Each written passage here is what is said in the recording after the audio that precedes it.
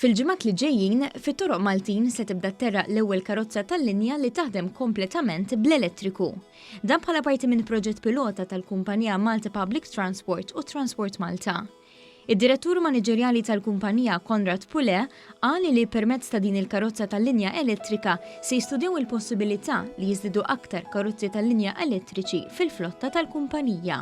L-għan huwa li netgħalmu minnu dal-proġett, ġifieri din hija l-ewwel karozza tal-linja li taħdem bl-elettriku Malta u għandna bżonn ikonna l-esperjenza ta' kif taħdem fit-toroq tagħna, fl-ambjent tagħna, fit-telat tagħna, n-niżliet tagħna, l-ammont ta' passiġġiera li ntellgħu.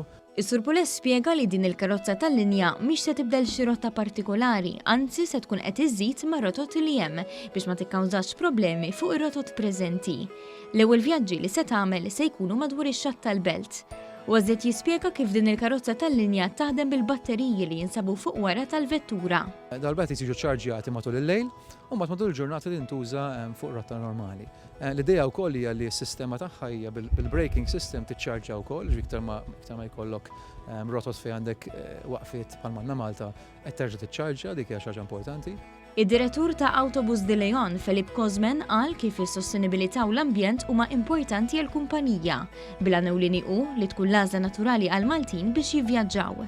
Is-Sur Kozmen qal kif il-flotta preżenti hija waħda mill-aktar nadifa fl-Ewropa permezz tal-vetturi li għandhom magna Euro 6. Iċ-Chairman u Kap Eżekuttiv ta' Transport Malta Joseph Buġejja qal li dan l-investiment huwa pass il quddiem għat-trasport pubbliku f'pajjiżna. Dan fl-isfond li l-patronaġġ żdied bi 11% meta mqabbel mas-sena ta' qabel.